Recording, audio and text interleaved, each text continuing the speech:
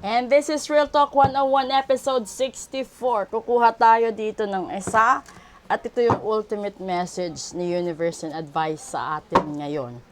So, tatalakayin natin ito. Sa gusto mo pa-book ng full private reading, let me know. Okay.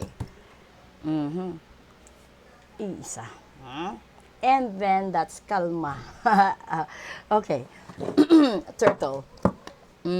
The turtle wisdom teaches us about walking our path in peace and sticking to it with determination and serenity.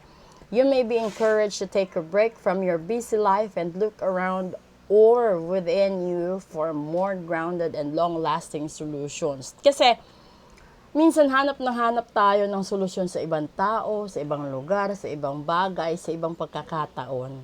Ang hindi natin alam, nasa harap lang natin. Kasi, sa larangan ng pag-ibig, alam mo na nasa harap mo na, no? Yung kasama mo ngayon ang nagiging sanhi ng lahat ng problema mo. Pero hindi mo kayang tanggapin na siya ang sanhi ng problema. Paano ka magkakaroon ng peace of mind? Paano ka magkakaroon ng isang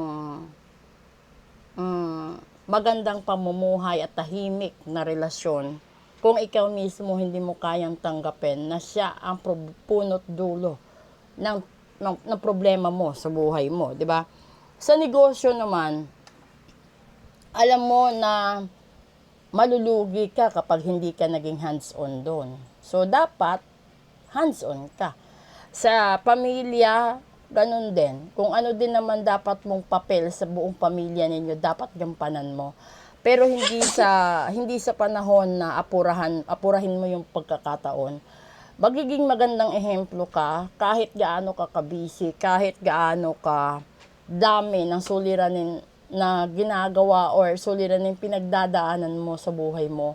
Dapat alam mo kung paano ito i-manage, dapat alam mo kung paano mo i-ladderize yung plano mo sa buhay. Kasi hindi naman sabay-sabay dumating yung problema. Hindi ibig sabihin, hindi rin sabay-sabay na darating ang solusyon. So, mayroong pagkakataon na dadaan ng ilang buwan, ilang taon bago ito masolusyonan. Pero ang mahalaga na solusyonan siya. Ganon din sa isang relasyon, di ba? Hindi mo kayang sabihin na masaya ka ngayon, magiging masaya kayo hanggang dulo. Kasi lahat ng relasyon merong trials, lahat ng relasyon merong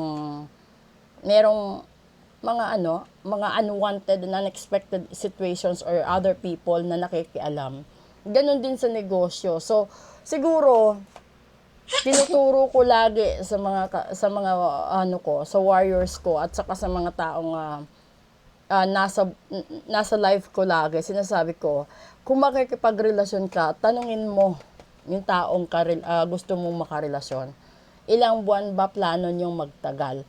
Kasi, at least, nagkaroon ka na ng mindset na posible magkahiwalay kayo after 6 months. So, sasabihin mo doon na, sige, kapag okay tayo in 6 months, de-renew tayo another 6 months. Mas maganda yung ganun.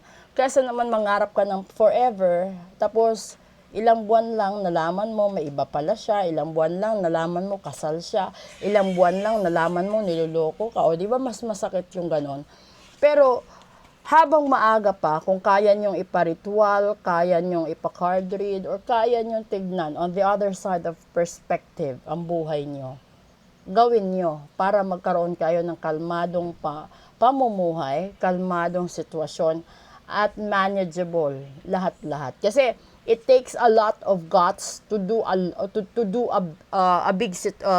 solve a big situation.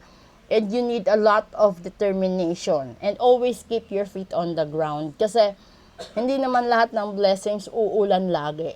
Minsan, may panahon na magiging madalang ang blessing sa'yo. Yun yung mga panahon na marami ka nang nakalimutan, nakaligtaan. At isa sa pinakamagandang halimbawa doon is, babawiin ng Diyos yung lahat ng blessings na meron ka. Kung meron kang taong naging bahagi ng tagumpay mo noon na hindi mo pinasalamatan sa panahong nagtagumpay ka na. So, wag mo kalimutan pasalamatan lahat ang naging bahagi or naging parte ng tagumpay mo. And then, kung ano man ang meron ka, wag mong mayabang, no? You just have to live simpler kasi doon ka tinitignan eh. Doon ka binabasehan ng Diyos ng pagkakataon ni universe kung sige pa bang ibibigay sa iyo ang blessings o hindi na. Kasi minsan, namimihasa rin yung mga tao. Doon lang gagaling nung inaabuso ka na, no?